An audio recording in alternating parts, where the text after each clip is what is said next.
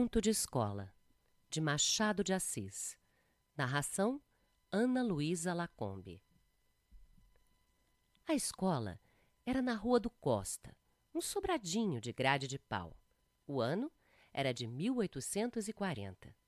Naquele dia, uma segunda-feira do mês de maio, deixei-me estar alguns instantes na Rua da Princesa a ver onde iria brincar amanhã. Hesitava entre o Morro de São Diogo e o Campo de Santana, que não era então esse parque atual, construção de gentleman, mas um espaço rústico, mais ou menos infinito, alastrado de lavadeiras, capim e burros soltos. Morro ou campo? Tal era o problema.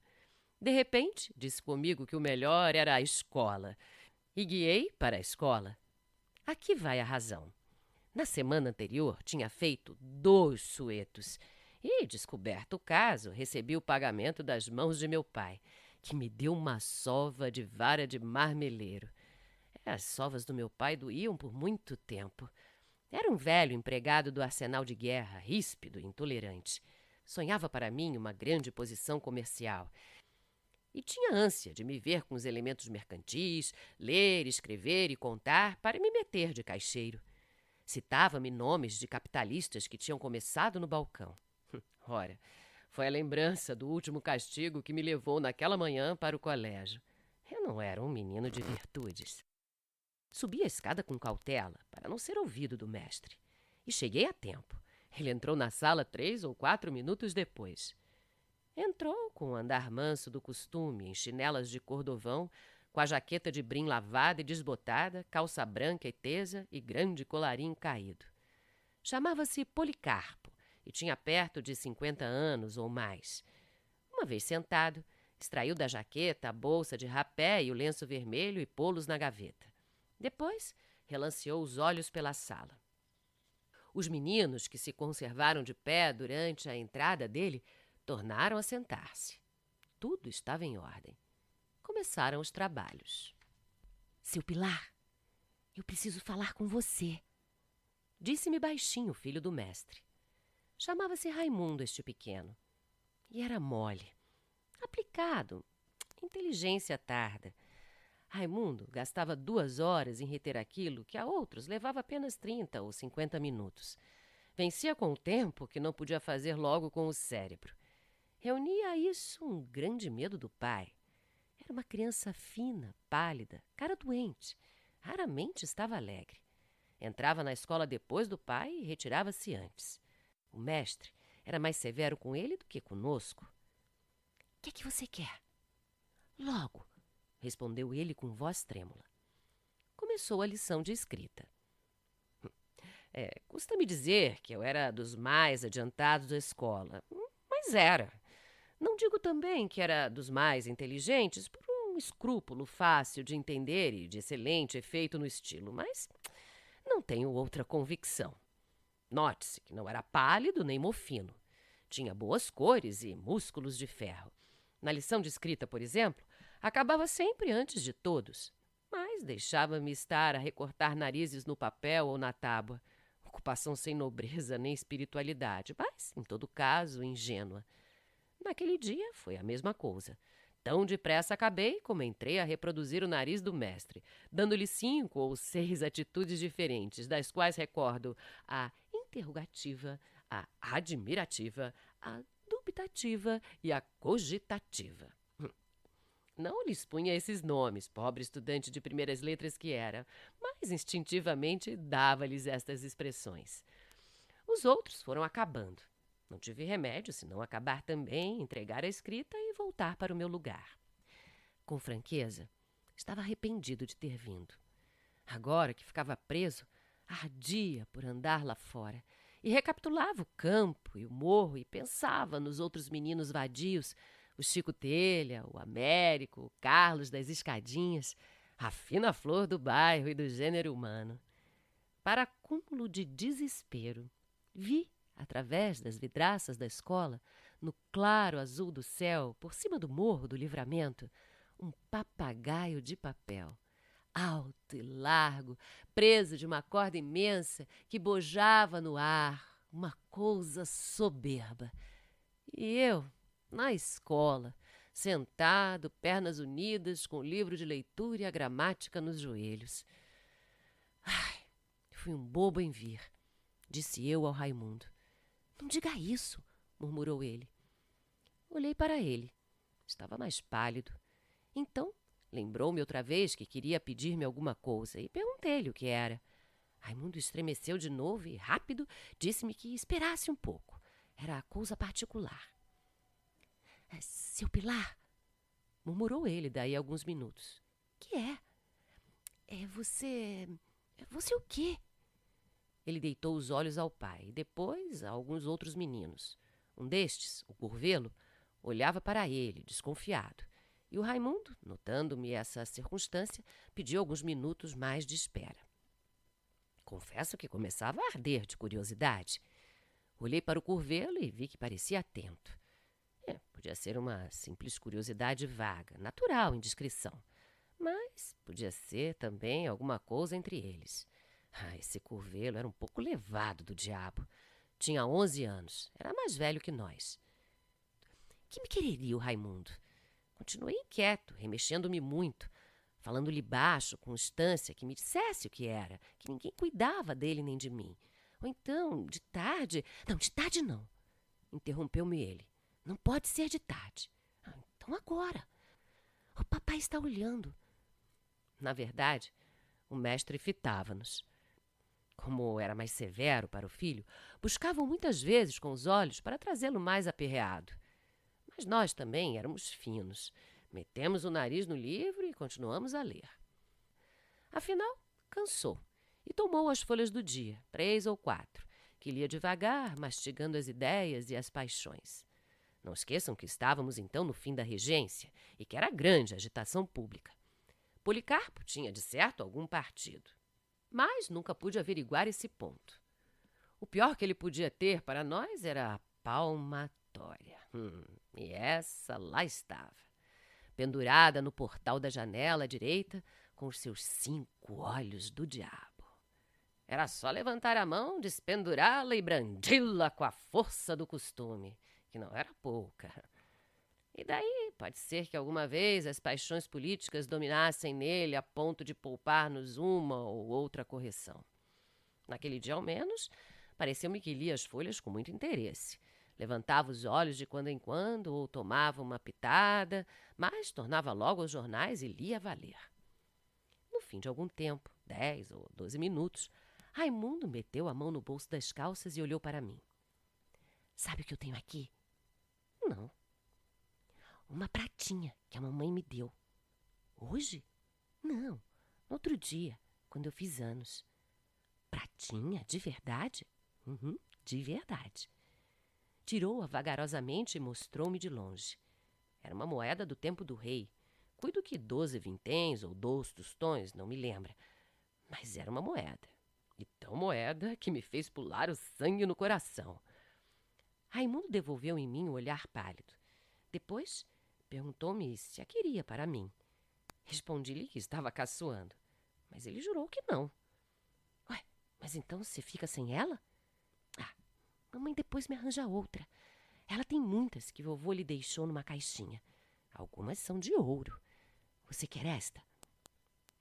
Minha resposta foi estender-lhe a mão disfarçadamente, depois de olhar para a mesa do mestre. Raimundo recuou a mão dele e deu à boca um gesto amarelo que queria sorrir. Em seguida, propôs-me um negócio, uma troca de serviços. Ele me daria a moeda. Eu lhe explicaria um ponto da lição de sintaxe. Não conseguira reter nada do livro e estava com medo do pai. E concluí a proposta esfregando a pratinha nos joelhos. Tive uma sensação esquisita. Não é que eu possuísse da virtude uma ideia antes própria de homem. Não é também que não fosse fácil empregar uma ou outra mentira de criança. Sabíamos ambos enganar ao mestre. A novidade estava nos termos da proposta, na troca de lição e dinheiro. Compra franca, positiva. Toma lá, dá cá. Tal foi a causa da sensação. Fiquei a olhar para ele, à toa, sem poder dizer nada. Compreende-se que o ponto da lição era difícil e que o Raimundo, não tendo aprendido, recorria ao meio que lhe pareceu útil para escapar ao castigo do pai. Se me tem pedido a coisa, por favor, alcançá-la-ia do mesmo modo, como de outras vezes, mas parece que era lembrança das outras vezes, o medo de achar a minha vontade frouxa ou cansada e não aprender como queria, e pode ser mesmo que em alguma ocasião lhe tivesse ensinado mal, parece que foi tal a causa da proposta. O pobre diabo contava com o favor, mas queria assegurar-lhe a eficácia, e daí recorreu à moeda que a mãe lhe dera e que ele guardava como relíquia ao brinquedo. Pegou dela e veio esfregá-la nos joelhos, à minha vista, como uma tentação. Realmente, era bonita, fina, branca, muito branca. E para mim, que só trazia cobre no bolso, quando trazia alguma coisa, um cobre feio e grosso, azinhavrado, não queria recebê-la e custava-me recusá-la. Olhei para o mestre, que continuava a ler, com tal interesse que lhe pingava o rapé do nariz. Ande, tome, dizia-me baixinho o filho. E a pratinha fuzilava-lhe entre os dedos como se fora diamante. Em verdade, se o mestre não visse nada, que mal havia. E ele não podia ver nada. Estava agarrado aos jornais, lendo com fogo, com indignação. Tome, tome. Relanceei os olhos pela sala e dei com os do curvelo em nós. Disse ao Raimundo que esperasse. Pareceu-me que o outro nos observava, então dissimulei. Mas, daí a pouco, deitei-lhe outra vez o olho e tanto se ilude à vontade. Não lhe vi mais nada. Então, cobrei ânimo. Dê cá. Raimundo deu-me a pratinha sorrateiramente. Eu metia na algibeira das calças com um alvoroço que não posso definir. Cá estava ela comigo, pegadinha à perna. Restava prestar o serviço, ensinar a lição, e não me demorei em fazê-lo. Nem o fiz mal, ao menos conscientemente. Passava-lhe a explicação em um retalho de papel que ele recebeu com cautela e cheio de atenção. Sentia-se que despendia um esforço 5 ou 6 vezes maior para aprender um nada, mas, contanto que ele escapasse ao castigo, tudo iria bem. De repente, olhei para o curvelo e estremeci. Tinha os olhos em nós com um riso que me pareceu mal. Disfarcei, mas daí a pouco, voltando-me outra vez para ele, achei-o do mesmo modo, com o mesmo ar, acrescendo que entrava a remexer-se no banco, impaciente. Sorri para ele. E ele não sorriu. Ao contrário, franziu a testa, o que lhe deu um aspecto ameaçador. O coração bateu-me muito. Precisamos ter cuidado, disse eu ao Raimundo. Diga-me isto só, murmurou ele. Fiz-lhe sinal que se calasse, mas ele instava e a moeda, cá no bolso, lembrava-me o contrato feito. Ensinei-lhe o que era, disfarçando muito. Depois, tornei a olhar para o curvelo, que me pareceu ainda mais inquieto. E o riso, dantes mal, estava agora pior. Não é preciso dizer que também eu ficara em brasas, ansioso que a aula acabasse. Mas nem o relógio andava como das outras vezes, nem o mestre fazia caso da escola. Este lia os jornais, artigo por artigo, pontuando-os com exclamações, com gestos de ombros, com uma ou duas pancadinhas na mesa. E lá fora, no céu azul, por cima do morro, o mesmo eterno papagaio, guinando a um lado e outro, como se me chamasse a ir ter com ele. Imaginei-me ali, com os livros e a pedra embaixo da mangueira, e a pratinha no bolso das calças, que eu não daria a ninguém, nem que me cerrasse. Guardá-la-ia em casa, dizendo à mamãe que a tinha achado na rua. Para que me não fugisse, ia apalpando, roçando-lhe os dedos pelo cunho, quase lendo pelo tato a inscrição, com uma grande vontade de espiá-la. — Ô, seu Pilar! Bradou o mestre com voz de trovão. Estremeci, como se acordasse de um sonho, e levantei-me às pressas. Dei com o mestre olhando para mim, cara fechada, jornais dispersos, e ao pé da mesa, em pé, o curvelo. Pareceu-me adivinhar tudo. — Venha cá! Bradou o mestre. Fui e parei diante dele. Ele enterrou-me pela consciência dentro um par de olhos pontudos. Depois chamou o filho. Toda a escola tinha parado. Ninguém mais lia, ninguém fazia um só movimento. Eu, conquanto não tirasse os olhos do mestre, sentia no ar a curiosidade e o pavor de todos. Então o senhor recebe dinheiro para ensinar as lições aos outros, disse-me o Policarpo. Eu... Dê cá a moeda que este seu colega lhe deu, clamou. Não obedeci logo, mas não pude negar nada. Continuei a tremer muito. Policarpo bradou de novo que lhe desse a moeda, e eu não resisti mais. Meti a mão no bolso vagarosamente, saquei-a e entreguei-lhe. Ele examinou-a de um e outro lado, bufando de raiva. Depois, estendeu o braço e atirou-a à rua. Então disse-nos uma porção de coisas duras, que tanto o filho como eu acabávamos de praticar uma ação feia, indigna, baixa, uma vilania, e para emenda e exemplo íamos ser castigados. Aqui pegou a palmatória. Perdão, seu mestre, solucei eu. Não há perdão. Dê cá a mão. Dê cá. Vamos, sem vergonha. Dê cá a mão. Mas seu mestre, olhe que é pior. Estendi-lhe a mão direita, depois a esquerda, e fui recebendo os bolos, um por cima dos outros, até completar 12, que me deixaram as palmas vermelhas e inchadas. Chegou a vez do filho, e foi a mesma coisa.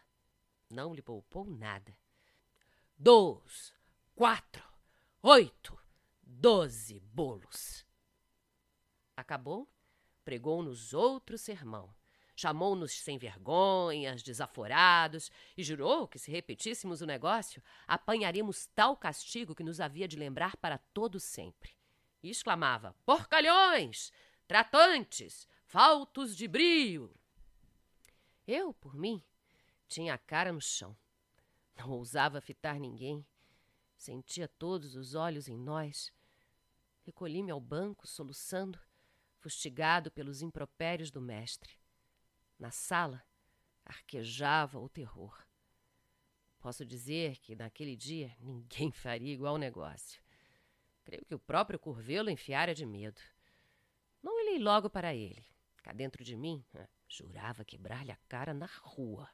Logo que saíssemos, tão certo como 3 e 2 serem 5. Daí a algum tempo olhei para ele. Ele também olhava para mim, mas desviou a cara e penso que empalideceu. Compôs-se e entrou a ler em voz alta. Estava com medo. Começou a variar de atitude, agitando-se à toa, coçando os joelhos, o nariz. Pode ser até que se arrependesse de nos ter denunciado. E, na verdade, por que denunciar-nos? Em que é que lhe tirávamos alguma coisa? Tu me pagas, tão duro como osso, dizia eu comigo. Veio a hora de sair, e saímos. Ele foi adiante, apressado, e eu não queria brigar ali mesmo, na Rua do Costa, perto do colégio. Havia de ser na Rua Larga, de São Joaquim. Quando, porém, cheguei à esquina, já não o via. Provavelmente escondera-se em algum corredor ou loja. Entrei numa botica, espiei em outras casas, perguntei por ele a algumas pessoas. Ninguém me deu notícia. De tarde, faltou à escola. Em casa não contei nada, é claro. Mas, para explicar as mãos inchadas, menti à minha mãe. Disse-lhe que não tinha sabido a lição. Dormi nessa noite mandando ao diabo os 2 meninos, tanto da denúncia como da moeda. E sonhei com a moeda. Sonhei que, ao tornar à escola no dia seguinte, dera com ela na rua e a apanhara, sem medo nem escrúpulos. De manhã, acordei cedo. A ideia de ir procurar a moeda fez-me vestir depressa. O dia estava esplêndido. Um dia de maio, sol magnífico, ar brando, sem contar as calças novas que minha mãe me deu, por sinal que eram amarelas. Tudo isso e a pratinha. Saí de casa como se fosse trepar ao trono de Jerusalém. Piquei o passo para que ninguém chegasse antes de mim à escola. Ainda assim, não andei tão depressa que amarrotasse as calças. Não, que elas eram bonitas. Mirava-as, fugia aos encontros, ao lixo da rua.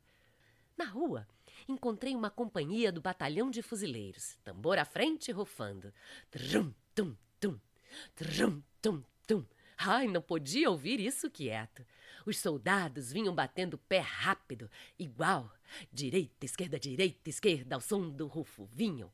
Passaram por mim e foram mandando trum, tum, tum, trum, tum, tum. Ai, eu senti uma comichão nos pés e tive ímpeto de ir atrás deles. Já lhes disse, o dia estava lindo e depois o tambor. Olhei para um lado e outro lado, afinal, não sei como foi, entrei a marchar também ao som do rufo. Creio que cantarolando alguma coisa. Rato na casaca, camundongo no chapéu. Rato na casaca, camundongo no chapéu. Rum, tum, tum. Rum, tum, tum. Rum, tum, tum. Não fui à escola. Acompanhei os fuzileiros, depois enfiei pela saúde e acabei amanhã na praia da Gamboa. Voltei para casa com as calças enxovalhadas, sem pratinha no bolso, nem ressentimento na alma. E, contudo, a pratinha era bonita. E foram eles, Raimundo e Curvelo, que me deram o primeiro conhecimento. Um da corrupção, outro da delação. Ah, mas o diabo do tambor. Trum, tum, tum. Trum, tum, tum. Trum,